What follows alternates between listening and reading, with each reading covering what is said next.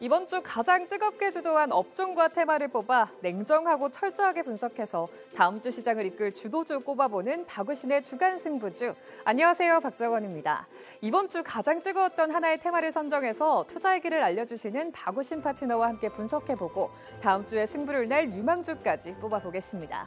그럼 여기서 금요일의 솔로몬, 명쾌한 분석과 판단을 내려주실 박우신 파트너 불러볼까요? 파트너님 나와주세요. 네, 안녕하세요. 예. 네, 파트너님 먼저 이번 주 시장 어떻게 지켜보셨는지 궁금합니다. 이번 주 어떠셨나요? 예, 사실 오늘 시장이 그닥 좋지는 않습니다. 오늘은 일정 수준의 이제 조정의 모습들이 시장에서 좀 포착이 되고 있는데 이번 한 주를 전반적으로 놓고 봐서는 굉장히 중요한 한 주였다라는 이야기를 드려야 될 것 같고요. 일단 지수가 올라갈 수도 있고 떨어질 수도 있겠죠. 그러나 이런 지수의 오르내림과는 무관하게 지금 우리 증시를 둘러싸고 있는 주요 불확실성 요인들이 있습니다. 8월 달, 9월 달, 10월 달 증시를 짓눌렀던 여러 가지 요인들이 있는데 그중에 대표적인 게 우리가 이제 매크로 지표라고 부르는 환율과 금리, 유가입니다. 이러한 부분들이 지금 안정세를 찾고 있어요. 그래서 우리 시장의 리스크 요인으로 제기가 됐던 요소들 자체가 순차적으로 하나둘 안정세를 찾으면서 그 리스크 자체가 해소되는 그러한 구간에 진입을 하고 있는 초입이라고 저는 판단을 하고 있습니다. 그러다 보니까 오늘처럼 단기 등락이야 있을 수 있겠죠. 하지만 주가의 전반적인 저점과 고점을 높이는 형태의 이 반등 기조는 좀 유지될 것으로 판단을 하고 있고 이러한 모습이 현재 지금 11월 중순을 달리고 있는 현재 시점에서 포착이 됐다라면 결국은 한 연말까지는 그래도 긍정적인 흐름을 좀 전망해 볼 수 있지 않을까 이런 생각을 해보고 있습니다. 등락 과정이 분명히 있겠죠. 그래서 오히려 이제 주식을 들고 계신 분들은 지금 구간은 좀 잘 인내를 하셔야 될 것 같고 현금이 많으신 분들은 오늘처럼 이렇게 조정이 있을 때마다 적극적으로 주식 비중을 좀 올리시기를 말씀을 좀 드리고 싶은 그러한 모습입니다. 네, 단기 등락은 있겠지만 반등 기조가 있는 우리 증시, 불확실한 요인들이 순차적으로 해소되는 단계에 진입했다고 분석을 해주셨습니다. 그럼 박우신의 주간 승부주, 이번 주를 뜨겁게 달궜던 테마를 알아볼까요? 이번 주 증시를 달궜던 테마는 자율주행 관련주입니다. 자세한 내용 함께 만나보시죠.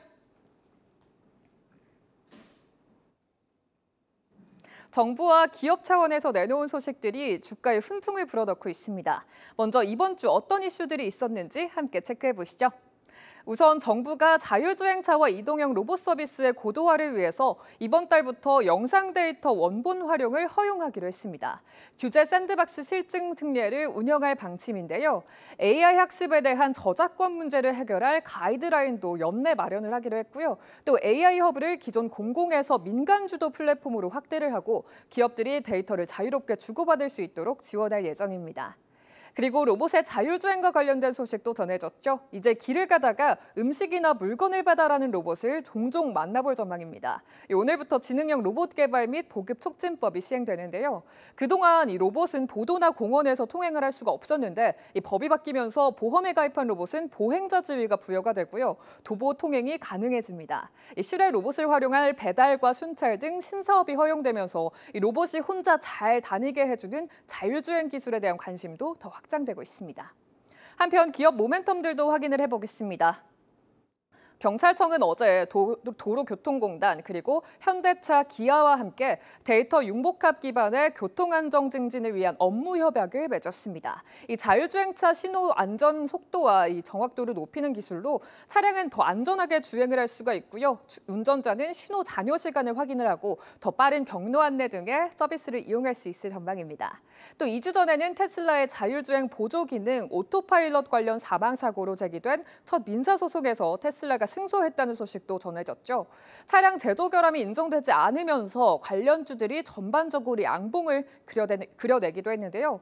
이렇게 다양한 정부와 기업 모멘텀을 가진 글로벌 자율주행차 시장은 나날이 확장되고 있습니다. 연평균 35%의 성장률이 전망되면서 그 규모를 점차적으로 키워가고 있는 모습인데요. 시장조사기관 프레시던스 리서치는 올해 1,500억 원 규모였던 시장이 2032년에는 2조 3천만 달러에 달할 것으로 예상을 했습니다. 있습니다. 북미를 중심으로 유럽과 아시아 등 전 세계 각지에서 큰 폭의 확장세를 나타낼 것으로 전망을 했고요. 또 업계는 자율주행차 시장에 레벨 3 수준 이상이 상용되어야만 이 본격적인 성장세를 맞이할 수 있다고 분석을 했습니다. 현재 부분 자율주행에 해당하는 레벨 2 수준의 자율주행차가 더 많지만 2035년에는 완연히 레벨 5 자동차 시장의 규모가 더 커질 거라고 전망을 했는데요. 레벨 3 수준 이상의 자율주행차 확산이 가속화가 되면서 더 빠른 성장 국면에 돌입할지 이목이 집중되고 있습니다. 운전자에게는 더 나은 주행 경험을 가능하게 하고 기업은 다양한 모빌리티 서비스로 신규 수익원 창출이 가능해질 전망인 이 자율주행. 그런 만큼 기업들은 저마다 거대 언어 모델 개발에 나서고 있고요. 클라우드나 디바이스 전반에 걸쳐서 효율적인 신경망과 AI 경쟁력을 확보하기 위한 노력을 이어가고 있습니다. 여러 이슈와 모멘텀으로 자율주행이 미래 모빌리티 시장을 선도할 주도 섹터로 굳건히 입지를 다져갈지 앞으로의 흐름도 주목을 해보겠습니다. 네, 그럼 파트너님, 그렇다면 이 자율주행 관련주 투자할 땐 어떤 점을 주목해야 할까요? 예, 뭐 앞서서 자율주행 산업에 관련된 전반적인 내용을 잘 설명을 해주신 것 같은데 일단 이 타이밍에 제가 이제 자율주행 관련주를 좀 말씀을 드리는 이유는 우리가 이제 시기적으로 이제 연말로 가는 시기예요. 그래서 이제 12월, 1월 요 연말 연초 장세로 넘어가는 요 길목에 있는 요 11월 같은 경우 보시게 되면 기본적으로 미래 성장 산업에 대한 관심이 이게 이제 시간이 갈수록 증대가 될 수밖에 없는 상황입니다. 그래서 이 속도에 대한 문제지 방향성은 좀 명확한 그 성장에 대한 방향성은 명확한 그러한 산업군들에 대한 관심도를 좀 올릴 필요가 있는데 자율주행 산업 같은 경우가 대표적인 그러한 산업군에 속한다라고 볼 수가 있겠고요. 최근에 시장에 등락과는 무관하게 일단 가장 주도 섹터로서의 역할을 하는 сек터는 뭐니 해도 이제 반도체라고 볼 수가 있겠는데 사실 이 반도체 시장 같은 경우도 AI 때문에 올해 들어와서 관심을 받고 있는 거지 않습니까? 사실 3분기 실적은 이 반도체 산업이 좋지 않았어요. 그럼에도 불구하고 시장에 관심을 받는 건데 이 AI 시장의 변화에 대해서도 한번 우리가 볼 필요가 있고 최근 들어서 나오는 키워드 중에 하나가 이제 온디바이스 AI라는 키워드가 나오기 시작을 하고 있습니다. 이게 전형적으로 자율주행 그리고 내지는 로봇 이런 쪽에 많이 쓰일 수밖에 없는 그러한 산업군이거든요. 결국은 이 뭐 자율주행 산업 같은 경우는 일단 성장에 대한 방향성이 명확하다라는 게 지금 시기에서는 우리가 이제 성장 산업, 베타 개수가 높은 그러한 산업군에 대한 관심도가 올라올 수 있는 이 시기이기 때문에 적절한 포인트가 아닐까라고는 판단을 좀 하고 있고요. 그리고 이제 오늘부터 이제 로봇 관련된 개정법이 이제 시행이 되는데 뭐 그렇다고 당장 우리가 길거리에서 로봇을 뭐 만나보기는 약간은 시간이 좀 걸리겠지만 사실 이 로봇과 자율주행 같은 경우는 테크 측면에서 보면 동일한 기술입니다. 그래서 그러한 측면에서 이거 우리가 실외 자율주행이 좀 가능한 그런 로봇의 상용화 시대가 도래했다라고 이야기를 하지 않습니까? 그만큼 이 자율주행에 대한 관심도 단순하게 이제 로봇만 우리가 관심을 가질 게 아니라 오히려 로봇은 오늘 시세 측면에서는 약간 세론이 나오고 있거든요. 그래서 오히려 자율주행으로 관심도가 옮겨붙지 않을까라는 관점에서 자율주행 관련주를 주목을 하고 있습니다. 네, 속도보다는 방향이겠죠. 로봇도 함께 주목을 해보면서 자율주행을 짚어주셨습니다. 이 연말로 갈수록 미래 성장 산업에 대한 관심이 더 높아진다는 상황을 또 짚어주셨고요. 특히 온디바이스 AI 시장을 주목해 보셨습니다. 그럼 자율주행 관련주 중에서도 탑픽 두 가지를 꼽아주신다면요? 예, 일단 뭐 대형주 그리고 스몰캡 이렇게 좀 가지고 나와봤는데요. 일단 대형주군에서는 뭐니 해도 이제 대장주라고 볼 수가 있죠. 현대 오토에버 이야기를 안 할 수는 없는 것 같고요. 현대 오토에버 같은 경우는 사실 9월 달에 굉장히 가파른 시세를 줬다가 요 시장이 조정을 받는 요 과정에서 9월 중순부터 한 달 반 정도 좀 강력한 또 하락이 나왔습니다. 그래서 가격적인 메리트도 이제 좀 구비가 된 그러한 구간으로 보실 수가 있을 것 같고요. 일단 기본적으로 요 SDB라고 하는데요. 요게 이제 기본적으로 이제 소프트웨어 디파인 비하이클입니다. 그래서 이 자동차 산업에서 소프트웨어의 중요성이 하드웨어보다 올라가는 시기라고 보시면 되겠는데요. 이 SDB 전환이 본격화될 것으로 예측을 하고 있고요. 실제적으로 현기차 그룹 같은 경우는 이 SDB 전환을 서두르고 있어서 한 2025년, 지금부터 한 2년 후죠. 2년 후에는 SDB 전환을 좀 어느 정도 좀 규모 있게 진행을 할 것으로 현재 알려져 있는 상황인데 그러다 보면 요 IT 인프라에 대한 투자가 늘어날 수밖에 없습니다. 현대 오토웨버 같은 경우는 현기차 그룹의 이런 IT 인프라를 담당을 하고 있기 때문에 여기에 대한 요 IT 인프라 투자 확대에 대한 수혜를 볼 수가 있겠고요.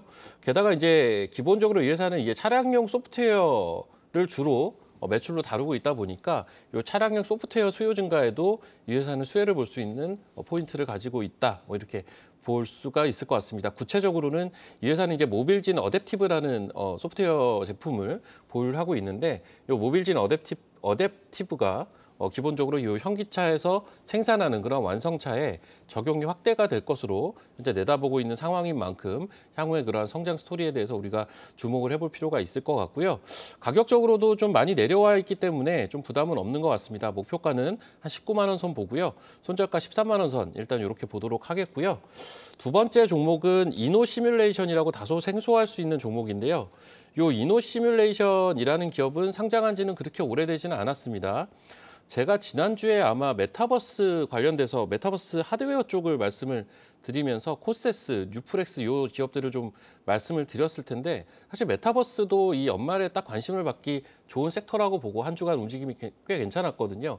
이 이너 시뮬레이션 같은 경우는 XR 솔루션 전문 기업입니다. 그러다 보니 지난주에 언급을 드렸던 이 메타버스 섹터와도 연계성을 가지고 있는 그러한 종목인데 이 회사를 자율주행으로 보는 이유는 일단 이 회사의 이 XR 솔루션이 국내 최초로 차량용 시뮬레이터 기반의 솔루션을 이 회사가 개발한 레퍼런스를 확보를 하고 있고 이 레퍼런스를 바탕으로 자율주행 성능 평가를 위한 스마트 모빌리티 시뮬레이터 시장에 진입을 한 상태입니다. 그래서 이 회사가 다루고 있는 여러 가지 XR 솔루션 중에서도 가장 빠른 성장을 현재 예상을 하고 있는 게 이 자율주행 성능 평가를 위한 솔루션이거든요.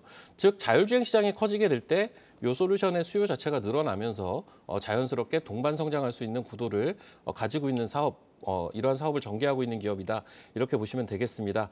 일단 요 자율주행 성능 평가 관련 요 시뮬레이터 사업 같은 경우는 당장 내년부터 고성장을 전망을 하고 있는 상태예요. 기본적으로 우리가 자율주행하면 가장 리스키한 게 결국은 사고에 대한 부분들인데 이 사고에 대한 부분을 먼저 시뮬레이션을 해보고 결국은 이 시뮬레이션한 내용을 바탕으로 자율주행 차나 이러한 부분들을 출시를 할 수가 있기 때문에 이것을 이제 가장 적절하게 시뮬레이팅 할 수 있는 방법이라고 보시면 될 것 같아요. 그래서 빠른 성장을 시장에서도 예상을 하고 있고 일단은 이 회사는 이제 상장한 지 오래되지 않아서 청약 경쟁률은 굉장히 높았습니다. 한 1,800대 1 정도 나왔었는데 주가는 그 이후에 좀 많이 빠져 있죠.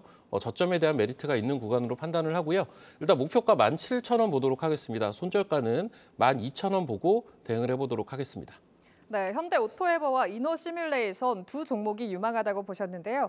제가 지난달 승부주 때를 기억을 하는데 그때는 자율주행 안에서도 넥스트 칩이랑 퓨런티어를 짚어주셨거든요. 이번에는 다른 종목들 짚어주신 점 참고하시기 바랍니다. 네, 박우신의 주간 승부주 이번 주 테마는 자율주행이었고요. 관련된 토픽 두 가지는 현대 오토에버 그리고 이노 시뮬레이션이었습니다. 관련 모멘텀과 목표가, 손절가 잘 참고하셔서 투자하시는 데 도움되시기 바라겠습니다. 네, 그럼 저희는 다음 주에 더 뜨겁고 매력적인 업종과 테마를 찾아서 돌아오겠습니다. 푸드더님 오늘 말씀 감사합니다.